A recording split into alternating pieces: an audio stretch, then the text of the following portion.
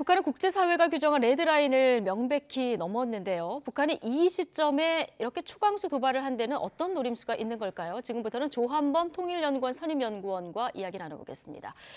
자, 어서 오십시오. 네, 안녕하세요. 예, 북한이 화성 17형 시험 발사에 성공했다 이렇게 공식화했는데 올해 들어서 한 12차례 정도 도발을 했습니다만은 이전에 도발한 거하고는 차원이 완전히 다른 거죠? 예, 아주 중요한 분기점이라고 볼 수가 있고요. 북한이 이제 2018년, 그다음에 2019년 하노이 북미 정상회담까지 잠잠했다가 하노이 회담 결렬된 이후부터 발사체를 발사했거든요. 근데 그게 대부분 1000km 이내의 단거리 발사체였어요. 그리고 1000km를 넘는다고 그러면은 유엔 결의 위반이 아닌 순항 미사일이었거든요. 근데 이번의 경우에는 1000km를 넘었고요. 그다음에 2월 27일, 3월 5일, 그다음에 실패한 3월 16일 날도 한미는 화성 17형으로 추정을 했지만 북한은 인공위성 발사용이라고 말을 했거든요. 그렇죠. 근데 이번에 김정은 위원장이 본인이 직접 ICBM이라고 얘기를 했거든요. 그다음에 지금 6,248km 고도는 지금까지 북한이 쏜 발사체 중에 가장 높은 겁니다. 물론 이 사거리는 2017년 9월에 썼던 화성 17형이 3,700km를 갔지만 고도로 본다 그러면 가장 추력이 센 거거든요. 그러니까 이거는 지금까지 2017년 11월 화성 15형 쏜 이후로 가장 큰 고강도의 무력 시위다 이렇게 볼 수 있습니다. 그러면 이번에 북한이 쏜 ICBM은 미 전역을 이제 겨냥할 수 있는 이런 수준 아니겠습니까? 왜냐하면 이제 사거리가 13,000만 돼도 2017년 11월에 썼던 화성 15형만 돼도 전역이 커버가 되거든요. 그런데 이번의 경우에는 화성 15형이 이제 백두산계열의 엔진 2개를 달고 있었거든요. 근데 지금 그 2배인 4개예요, 엔진이. 그러니까 단순히 계산해 보면 엔진 추력만은 2배로 늘어난 거죠. 그러니까 화성 17형은 사거리 15,000에서 17,000까지로 추정이 되거든요. 물론 추정입니다. 그러면은 지구상에 안 가는 곳이 거의 없다고 봐야죠. 지구상에 안 가는 곳이 없다. 지금까지 북한은 그 미국이 제시한 레드라인을 넘지 않는 선에서 그래도 그렇게 도발을 해왔는데 이번에 이렇게 완전히 넘은 건 어떤 이유라고 봐야 될까요? 이미 사실은 이건 1월에 예고를 했습니다. 이 핵실험과 ICBM, 자발적 모라토리움을 파기하는 걸 검토하겠다고 약속을 했는데 이미 얘기를 했죠. 2월에 조용했던 건 이제 베이징 동계올림픽이 있었고 근데 그때 조건이 있었어요. 미국의 대북 적대의 정책을 철회할 때까지라고 말을 했거든요. 그런데 지금 1월 이후에 집중적인 무력 시위 후에 지금 한 3달 가까이 지나가는 동안에 미국으로부터 반응이 없었거든요. 그러니까 북한은 이제 레드라인을 넘는 수위를 통해서 한쪽으로는 국방력 강화, 핵능력 고도화, 또 한쪽으로는 미국을 압박하겠다는 의도를 이제 본격한 거다. 그러니까 이건 끝이 아니고요. 이제 시작이라고 봐야죠. 지속적으로 후속적으로 우려스럽지만 아마 1년에 이 강도를 높여가는 무력 시위가 지속될 개연성이 매우 높은 상황입니다. 북한이 모라토리움 파기를 검토하겠다 얘기했을 때는 이제 적대시 정책을 철회할 경우이면은 안 하겠다 이런 속내도 있는데 이게 지금 안 됐기 때문에 앞으로 추가 도발 우려도 좀 봐야 된다 이런 말씀을 해주셨는데 자, 이 화성 17형에 대해서 조금 더 자세히 보겠습니다. 북한이 2020년 10월 열병식에서 이걸 처음 등장시키지 않았습니까? 기존 ICBM보다 조금 그 탄두 앞쪽, 머리 쪽이 좀 두껍기도 해서 괴물 ICBM이다 이렇게 불리기도 했는데 이거 어느 정도 위력이라고 봐야 될까요? 크다고 다 좋은 건 아닙니다. 미사일 선진국인 미국이 가진 미니티면은 훨씬 더 성능이 좋지만 더 작거든요. 그러니까 크다고 좋은 건 아닌데 그러나 일단 2017년 11월에 썼던 화성 15형 ICBM이 말씀드린 그 백두산계열의 엔진 2개를 묶는 형태였거든요. 근데 지금 그 사진으로 봐서는 그게 지금 4개로 늘어났어요. 추력이. 그리고 탄두부 형상이 다탄두. 그러니까 탄두가 하나 아니라 여러 개가 들어있는 게 이제 최근에 쓰는 경향이거든요. 그렇게 되면 발사하면은 미국 뭐 뉴욕, 미국 워싱턴 이렇게 나눠서 갈 수도 있는. 많이 들어가면 9개까지 들어가거든요. 9개까지. 근데 북한 기술력으로 거기까지는 안 갔을 거고요. 한 3개 정도는 들어갈 거로 추정이 되니까. 그러니까 엔진 추력이 크게 확대됐고 다탄두 형상이다. 여기까지는 지금 확인이 됐고요. 또 하나는 그동안 북한이 ICBM을 쏠 때는 차량으로 이동한 다음에 미사일을 세워놓고 차량은 이탈을 했어요. 근데 지금은 보니까 차량이 붙어서 바로 발사를 했거든요. 그러니까 이것도 기술적으로 진보가 된 거죠. 그러니까 보다 신속하게 발사할 시스템이 기술이 이제 성능이 개량이 된 거죠. 자, 그런데 조금 전에 저희가 이승균 기자 전화 연결할 때 들어봤는데 합참이 이 북한이 공개한 사진 이 진위 여부를 검토하고 있다고 합니다. 이게 언제 촬영됐는지 날짜를 특정할 수 없다 이런 이유를 든 것 같은데 이거는 어떻게 봐야 될까요? 글쎄 먼저 합참 의견을 존중하고 분석을 봐야겠죠. 네. 그러나 지금 고도는 확인이 됐거든요. 네. 북한은 6,248km, 우리 합참도 6,200km라고 뭐 한국, 일본 그다음에 북한이 거의 동일하거든요. 예. 그러면 화성 15형, 그러니까 2017년 11월에 쓴 화성 15형이 4,475km였거든요. 그럼 거의 2,000km를 더 올라갔다는 얘기인데 예. 화성 15형의 엔진 추력으로는 그 정도까지 올라가기 어렵다고 보여지거든요. 그러니까 엔진 추력으로 봐서는 그 백선 엔진 4개가 들어있는 게 맞는 것 같고요. 예. 그러니까 뭐 지금 뭐 사진이나 기상이나 상태 이런 것 때문에 언제 쐈는지도 모를 수 있다 이러지만 여러 정황상 화성 15형이 아닌 화성 17형을 쐈을 가능성이 매우 높고요. 예. 합참도 사진은 화성 17형이 맞다 그랬거든요. 시기가. 그러나 그렇죠. 제가 보기엔 고도로 봤을 때 예. 화성 17형을 북한이 주장하는 그 시간대에 네. 쏜 쪽으로 더 신빙성이 있지 않나 저는 그렇게 판단하고 있습니다. 아, 그렇군요. 조금 더 뭐 합참이 얘기했기 때문에 지켜는 봐야 되겠습니다만은 이 고도로 봤을 때는 화성 17형이 맞는 것 같다. 자, 이렇게 분석하고 계시다.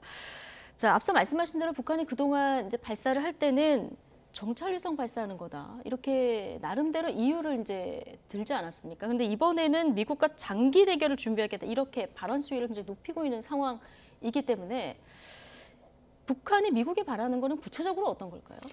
이미 1월 달에 예. 1월 달에 정치국회에서 장기 대결이라는 표현을 썼어요. 네. 김정은 위원장. 그러니까 처음이 아닙니다. 예. 그러니까 지금 뭐 우크라이나 사태 아니면 한국 대선 이게 아니고요. 제가 보기엔 이미 금년 들어서 국면 전환을 선택했고 본인들 용어예요. 1월 달에. 네. 그리고 미국과의 장기 대결도 1월 달에 나온 용어입니다. 네. 그리고 이 지금 이어지는 행보도 이미 얘기한 거고요. 그다음에 이런 행보는 사실은 지난해 1월에 8차 당대회에서 얘기했거든요. 예. 사정거리 15,000km의 명중률 제고. 이게 지금 화성 17형이거든요. 그다음에 전술핵 개발. 그동안 단거리 썼죠. 그다음에 고체연료 개발. 이게 지금 이미 예고된 1년 전에 예고된 계획들이었거든요.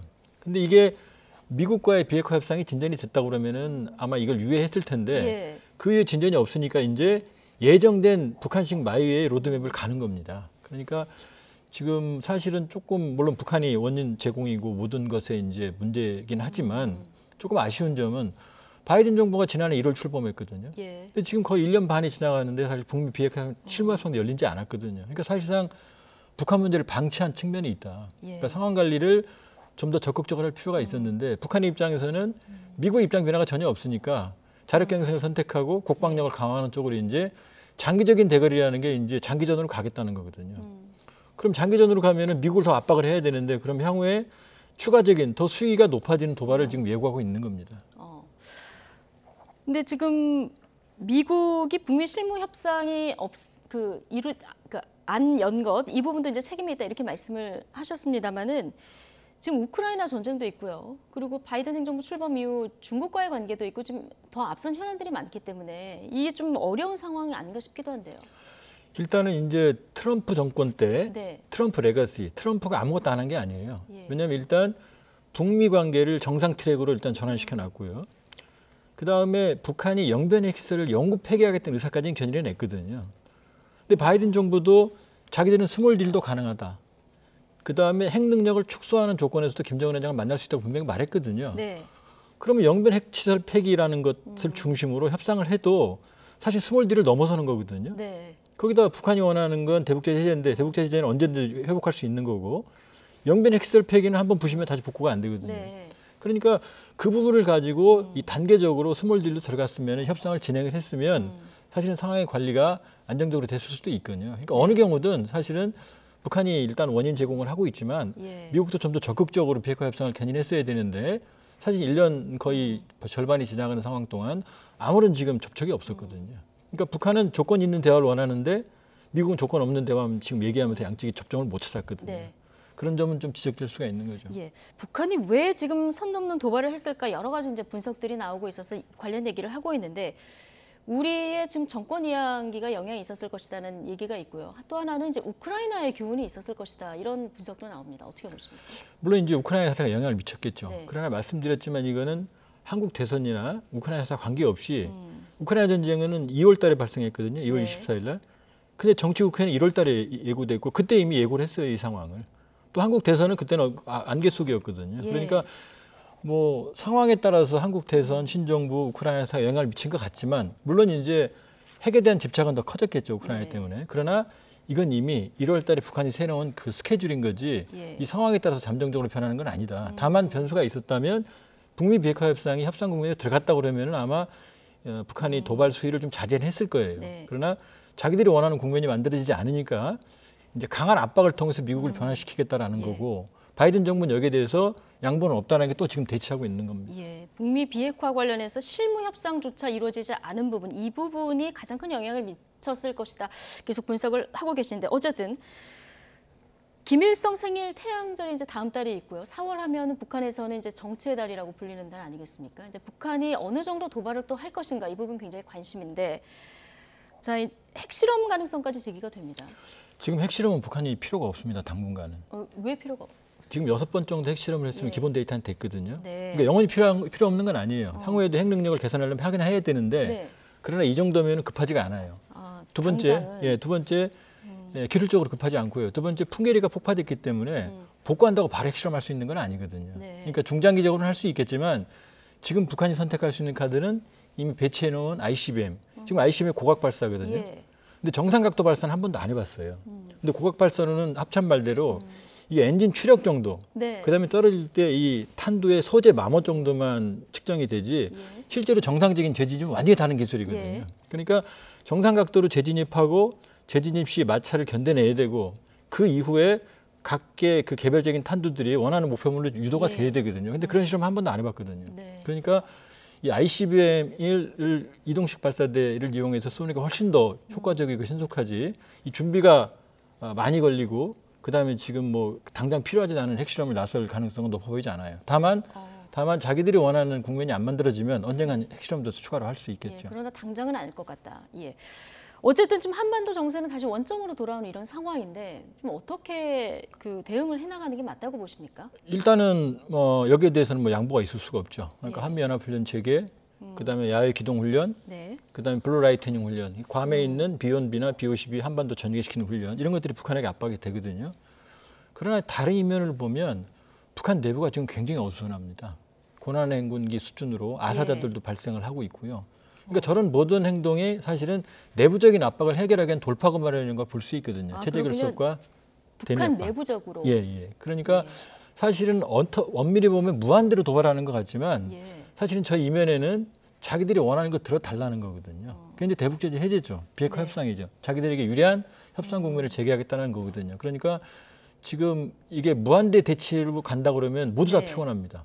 북한도 낭비고 미국도 피곤하고 우리 입장에서는 한 번도 안 보이고요. 그러니까 이게 고강도로 대치하는 것 같지만 예. 돌파구는 마련될 수 있어요. 협상 예. 국면을 견인해낸다 그러면.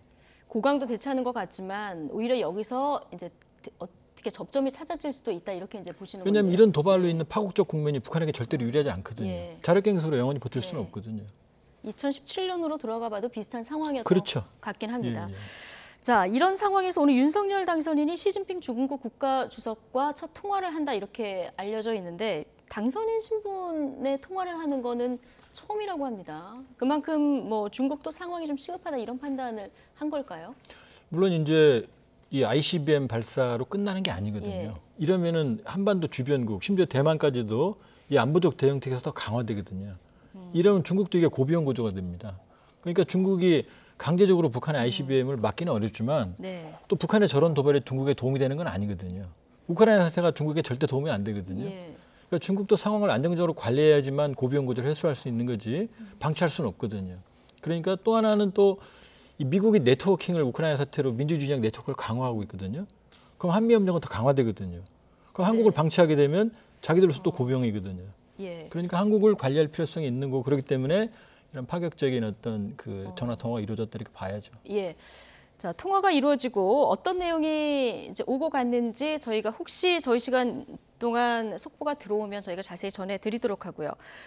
자, 윤석열 당선인의 집무실을 용산 국방부 청사로 옮기겠다 이렇게 약속을 했고, 자, 그런데 취임식까지 만약에 이 국방부 청사로 옮기지 못할 가능성도 있게 되면은 그러면 이제 통이동에서 직무를 보겠다 이런 구상 아니겠습니까? 바이든 미국 대통령이 5월에 방한할 수도 있습니다. 자, 이럴 경우에 안전이나 의전 어떻게 해야 될 것인가 여러 가지 얘기가 나오고 있는데 조한문 박사님은 어떻게 보십니까? 글쎄요, 뭐 이제 이전은 공약이었고 예. 또 여러 가지 뭐 필요성도 있고 뭐 국민 일부도 공감을 하고 있거든요. 네. 근데 그게 지금 뭐 당장 지금 예. 이 정부와의 협력 관계가 어렵기 때문에 당장 가능한 건 아닌 걸로 알고 네. 있거든요. 그렇다고 그러면 기존 시스템을 이용할 수도 있죠. 그러니까 청와대 기존 시설을 이용할 수도 있는 거고. 아, 그러면 뭐 의전 맞이하는 장소라든가 이런 거는 기존 청와대로 다시 들어갈 수도 있다. 그러니까 지금 집무실 이전하는 것은 여러 가지 윤당선인의 판단과 여러 가지 이제 정책 추진에 대한 의지이기 때문에 뭐 그거는 뭐 당연히 어떤 공약의 이행 차원도 가능하죠. 그러나 지금 상황에서 여러 어려움이 있다고 그러면은 기존의 시설 일부 이용하고 활용을 하는 것도 그건 뭐 검토하지 않을 이유가 없죠. 아, 그렇군요. 필요할 때는 기존의 시설을 이제 일부 이용하는 이런 방안이 대안이 될 수 있다. 네, 여기까지 듣겠습니다. 조한범 통일연구원 선임연구위원과 이야기 나눠봤습니다. 고맙습니다.